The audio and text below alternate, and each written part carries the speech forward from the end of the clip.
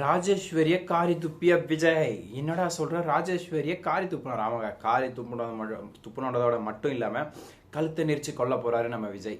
ஆமாங்க. ஆனா அதுக்குள்ள நம்மளோட பெரியம்மா, அதுக்கப்புறம் நம்மளோட விஜயோட அம்மா இருக்காங்களா, விஜய் அம்மா, அவங்க எல்லாரும் தடுத்துடுறாங்க. இல்லைன்னா எங்களால் தக்காளிக்கு தக்காளி ஜூஸ் தான் இன்னைக்கு. ஏன் அப்படி நடந்துச்சு? அக்கான்னு ஒரு விஜய் எதனால் வெயிட் பண்ணால் உங்களுக்கு ஏற்கனவே தெரியும். இதெல்லாம் எப்படி சாத்தியம் ஆச்சு அப்படின்ற விஷயத்தை பற்றி தான் பேச போகிறோம், பார்க்க போகிறோம். அவங்க வீடியோக்குள்ளே போகலாம். ஆமாங்க, நம்ம ராஜேஸ்வரி நம்ம மேனேஜருக்கு ஃபோன் பண்ணி சொன்னது என்னமோ உண்மைதாங்க. ஆனால் என்ன சொன்னார்னா, நம்ம பெரியம்மா தான் வருவாங்க, அன்னபூர்ணி தான் வருவா, ஸோ அவளை விடாத, ஓகேவா, அப்படி இப்படி சொல்லிட்டு இருந்தாங்க. ஆனால் யாருக்கும் தெரியாத புது விஷயம் என்னென்னா, அந்த இடத்துக்கு வந்துருக்கிறது நம்ம விஜய் அம்மாவா. ஆமாங்க, விஜய் அம்மாவா. என்னடா சொல்கிறேன் கேட்குறீங்களா?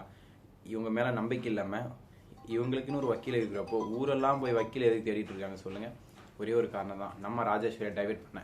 அந்த ஆதாரத்தை கொண்டு போயிட்டு நம்ம விஜய் அம்மா சொன்ன மாதிரி அவங்க கையில் கொடுத்துட்றாங்க. அதுக்கப்புறம் பெரியம்மாவும் வராங்க. ஆனால் நம்ம மேனேஜர் பெரியம்மாவை தூக்கலாம். ஆனால் பெரியம்மா கிட்ட இருக்கிற ஆதாரத்தையும் தூக்கிட்டான். ஆனால் அந்த ஆதாரம் ஒரு காப்பியா 2 காப்பியான்னு கேட்க மறந்துட்டான் முட்டா பையன். ஆமாங்க. அதுக்கப்புறம் நம்ம மல்லி இதை எதுக்காக சொன்னாங்கிற விஷயமே எனக்கு இப்போ தான் புரியுது. இவங்க சொல்லியிருக்காங்க, எப்படியும் இப்போ பெரியம்மா இல்லைன்றா அவங்களையும் தூக்க பிளான் பண்ணுவாங்க. நீ என்ன பண்ணு, பெரியம்மா மேலேயும் ஒரு பழியை போடு அவங்ககிட்ட இருக்குன்னு சொல்லிட்டு அவங்களையும் தூக்குவாங்க. அந்த கேப்பில் விஜய் வெளியே கூப்பிட்டு வந்துடுவேன் அப்படின்னு சொல்லிட்டு நம்மளோட விஜய் அம்மா சொல்லியிருப்பாங்க. இதையே ஃபாலோ பண்ணுறாங்க நம்ம விஜயோட மனைவியும் மாமியார். ஓகேங்களா? இதுக்கப்புறம் வேற என்ன நடந்துச்சு அப்படின்ற விஷயத்தை பற்றி பேசலாம், பார்க்கலாம். அவங்க வீடியோக்குள்ளே போகலாம். ஆமாங்க, அதே மாதிரி தாங்க.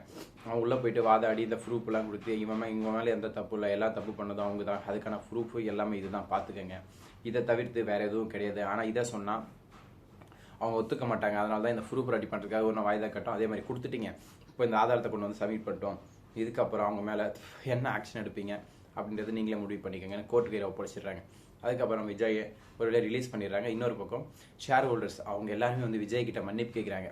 என்னை மன்னிச்சிருங்க சார், இது எல்லாமே உங்களோட தப்பு அப்படின்னு நினச்சி தான் இத்தனை நாங்கள் பண்ணிட்டு இருக்கோம். இது உங்களோட தப்பு இல்லை, உங்களோட வளர்ச்சியும் உங்கள் கம்பெனியை கெடுக்கிறதுக்காக உங்கள் ஒக்கா பண்ணியிருக்கிற சதின்னு எங்களுக்கு தெரியாது, அதனால் எங்களை மன்னிச்சிருங்கன்னு சொல்லிட்டு ஷேர் ஹோல்டர்ஸ் எல்லாமே விஜய் கிட்ட மன்னிப்பு கேட்டு மறுபடியும் கம்பெனியில் சேர்ந்துக்கிறாங்க. நீங்கள் காசெல்லாம் திருப்பி கொடுக்க வேண்டாம், எங்களுக்கு நாங்கள் செஞ்சு தப்பை மன்னிச்சிருங்க அப்படின்னு சொல்லிடுறாங்க. நம்ம விஜய் இல்லை வேண்டாம், உங்கள் காசை கொடுத்துறேன்றாங்க. ப்ளீஸ் சார் மன்னிச்சிருங்க அப்படின்றாங்க. இதுக்கப்புறம் வேறு என்ன நடக்குது பார்த்தீங்கன்னா, கோர்ட்டை விட்டு வெளியே வராங்க. வரும்போது பத்திரி போய் நம்ம ராஜேஸ்வரி ரஞ்சிதா ஓடி வராங்க. ஆனால் வெளியே வந்ததே தெரியாமல் வந்துட்டு, தம்பி எப்படா வந்தான்னு கேட்க, உன்னை கொல்லாமல் விட மாட்டேன், நீ எல்லாம் அக்கான்னு நினச்சி தான் நீ இவ்வளோ நாள் பாசமாக உருகிட்டு நீ சொன்னதுக்கெல்லாம் ஆமாம் சாமி ஆமாம் போட்டேன். ஆனால் நீ என்னடா, நான் கேவலம் சொத்துக்காக கேட்டிருந்தா நானே தூக்கி கொடுத்துருக்கேன் எடுத்துப்பினாக்கா, சொத்துக்காக போய் இப்படி பண்ணிட்டேன்னு கேட்க, கிழிச்சிருப்பேன், எங்கடா கொடுத்தீங்க எல்லாம் அப்படி இப்படின்னு அவங்க பேச, இதுக்கு மேலே ஏதாவது பேசுனா வச்சுக்கேன் கழுத்தை நெரிச்சு கொண்டு விட்டு காரி துப்பிட்டு கழுத்தை பிடிக்க போகிறாரு. ஆனால் எல்லாரும் தடுத்துடுறாங்க. நம்ம ராஜேஸ்வரியா பயந்து நிற்கிறாங்க. உடனே போலீஸ் எல்லாம் சேர்ந்துக்கிட்டு வந்துடுறாங்க. உங்களை தான் அரெஸ்ட் வாரண்ட் இருந்தாங்க, உங்களை அரெஸ்ட் பண்ண போகிறோம், நீங்களே கரெக்ட் சரியான நேரத்துக்கு வந்துட்டீங்க, ஓகே வாங்க, நல்லது, சூப்பர், டாட்டா, சி பாபாய், போகலாம் அப்படின்னு சொல்லிட்டு அவங்கள தூக்கி வண்டியில் போட்டு போயிட்டு இருக்காங்க. எங்கே போகிறாங்க? Police station. ஆமாங்க, அவங்கள தூக்கி போலீஸ் ஸ்டேஷன் போயிட்டுருக்காங்க. மறுபடியும் அவங்க ஏறிங்க அது இதுன்னு போய் எனக்கு இதே வரவங்களோ, அது 2வது விஷயம். இன்னொரு பக்கம் நம்ம விஜய் ரொம்ப நன்றிமா அப்படி விஜய் அம்மா கிட்ட சொல்ல, என்கிட்ட எதுவுமே சொல்லாத, நீ போயிட்டு மல்லிக்கும் அவங்களுக்கு அன்னபூர்ணிக்கு சொல்லு, அவங்க 2 பேர் எல்லாம் நீ வெளியே வந்திருக்க முடியாது அப்படின்னு சொல்ல, சரி ஓகேன்றாங்க. இன்னொரு பக்கம் மல்லியை பார்த்துட்டு அவங்க லேட்டாக தானே வராங்க, ஏன்னா அவங்க கடத்தி வச்சிருந்தாங்க இல்லையா, அந்த இடத்துல தப்பிச்சு வர லேட் ஆகிடுச்சு. அதுக்கப்புறம் இவங்க போயிட்டு அங்கே பேசுகிறாங்க, மல்லி நீ சொன்னதை நான் அப்பயே கேட்டிருக்கணும், என்னை மன்னிச்சிரு மல்லி, உன் பேச்சை கேட்காது, தப்பு தான், நான் சொன்னால் என்னைக்கு தான் கேட்டிருக்கீங்க, அக்கான்னு அக்கா முகத்தில் இருந்தால் இப்படி தான், என்ன பண்ணுறது, கொஞ்சமாவது பொண்டாட்டி முகத்தில் இருக்கணும் அப்படின்னு சொல்ல, உன்னை தப்பு தான், என்னை மன்னிச்சிருன்னு சொல்ல, எதுக்கு இது பெரிய வார்த்தையெல்லாம் சொல்கிறீங்க அப்படின்னு சொல்லிட்டு மல்லி சமாளிக்கிறாங்க. என்ன பண்ணாலும் நீ நான் மல்லி தான் அப்படின்ற மாதிரி அவங்க குணத்தை அவங்க காட்டுறாங்க. நம்ம விஜயும் ஒரு வித்தியாசமாக ஒரு ஃபீலோட பெருமையாக பார்க்குறாங்க நம்ம மல்லியா இது அப்படின்னு சொல்கிற மாதிரி. இப்படி ஒரு பக்கம் போயிட்டு இருக்கா. இதுக்கு நடுவில் தாங்க இன்னொரு விஷயம் நடக்குது. என்னன்னு பார்த்தீங்கன்னா, நம்ம ரஞ்சிதா அவளை போட்டு விஜய் பொழகிறாருங்கிற நாள். ஏன்னா, நான் போட்ட சோத்துல தின்னுட்டு என் உப்புல வாழ்ந்துட்டு இப்போ என்னைக்கே துரோகம் பண்ணுறேன், உனக்கு நல்லா இருக்கு, உனக்கு ஏதாவது நான் குறை வச்சிருக்கேனா, ஷாப்பிங் போகிறதுக்கு குறை வச்சிருக்கேனா, இல்லை சாப்பிட குறை வச்சிருக்கேனா, ஊர் சுத்த குறை வச்சிருக்கேனா, உனக்கு என்ன பண்ணியிருக்கேன், உனக்கு கல்யாணம் பண்ணல, மற்றபடி உனக்கு தேவையானதெல்லாம் செஞ்சு விட்ருக்கேன் அக்கா பொண்ணுன்னு சொல்லிட்டு, அப்புறம் எதுக்கு நீ இப்படி பண்ணுற, உனக்கு நல்ல இடத்துல வரன்னு வேற பார்க்குறேன், இவ்வளோ நல்லது பண்ணி நீ கெட்டது தான் பண்ணுறேன்னா எனக்கு புரியல, நீ என்ன நினப்பில் பண்ணிட்டு இருக்குன்னு, இப்பெல்லாம் பண்ணிட்டு இருந்தா சரியில்லை ரஞ்சிதா, பார்த்துக்க அப்படின்னு சொல்லிட்டு பலாறு நாள் வைக்கிறாங்க. எனக்கு தப்பு தான், மன்னிச்சிருங்க மாமா, இனிமேல் பண்ண மாட்டேன்னு சொல்கிறாங்க. இதே வேகத்தில் ரஞ்சிதா கல்யாணத்தை பண்ணி வச்சா நல்லாயிருக்கும். மாப்பிள்ளை யாருன்னு கேட்டிங்கன்னா நம்ம அரவிந்த். எல்லாரும் மைண்ட் வயசு அரவிந்த் வாழ்க்கை நல்லா இருக்கிறது உங்களுக்கு பிடிக்கலையாடா அப்படின்றது எனக்கு கேட்குது. இல்லைங்க, அரவிந்துக்கு நம்ம இதுக்கு பற்றி ஆங்கிரி பேர்டு இது மேலே ஒரு கண்ணு, ஆங்கிரி பேர்டுனா அவர் வச்ச ஷார்ட் ஃபார்ம் தானே ரஞ்சிதாவுக்கு, அவங்க மேலே ஒரு கண்ணு.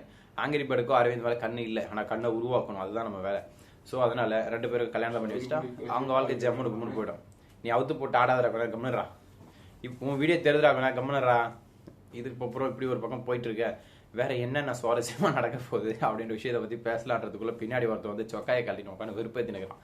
சரி நண்பர்களே, வீடியோ இதோட முடிச்சிக்கலாம். அவன் தொல்லை தாங்க முடியல. இதுக்கப்புறம் மல்லிசையில் வேறு என்ன விறுவிறுப்பாக சுவாரஸ்யமாக சுறுசுறுப்பாக வருதுன்றதை அடுத்தடுத்த வீடியோவில் நான் அப்லோட் பண்ணுறேன். என்னோட வீடியோ பிடிச்சவங்க மறக்காமல் சேம் சப்போர்ட் பண்ணுங்கள், பிடிக்காதவங்க சேம் களி ஊற்றிக்கங்க, ஒன்றும் பிரச்சனை இல்லை. அதெல்லாம் கேட்டு சலிச்சு வச்சு பின்னாடி பார்த்தீங்களா 6 பேக் ஜிம் பாடி. தினம் காலைலங்க 6 மணிக்கு எழுறான், ஜிம்முக்கு போகிறான், ஒர்க் அவுட் பண்ணுறான். இப்போ தான் வந்திருக்கான், இப்போ குளிக்க போகிறான். இப்போ போயிட்டு மறுபடியும் வந்து நாங்கள்லாம் காலையிலேருந்து சமைச்சு முடிச்சுட்டு வேலைக்கு போனால் இவன் மட்டும் ஜிம்முக்கு போகிறான். கேட்டால் பாடியை மெயின்டைன் பண்ணுறானா, ஊருக்கு போய் கல்யாணம் பண்ணுறானா. 6 பேக் இருந்தால் தான் அந்த காலத்து பொண்ணுகளுக்கெல்லாம் பிடிக்குதான். ஒன்றுமே இல்லை, துணி தான் இருக்குது. அங்கே பார்த்தீங்களா அம்சை கட்டுறான் பார்த்தீங்களா, எல்லாம் கொழுப்பு. என்ன பண்ணுறது, விடுங்க, என்ன பண்ணுறது. அவனுக்கு இருக்குது, அவன் பண்ணுறான், நம்மக்கிட்ட தான் இல்லை. சரி விடுங்க. சரி, இதுக்கு மேலே சொல்கிறதுக்கு எதுவும் நம்மளே. Thank you so much. Tata, see you, bye bye.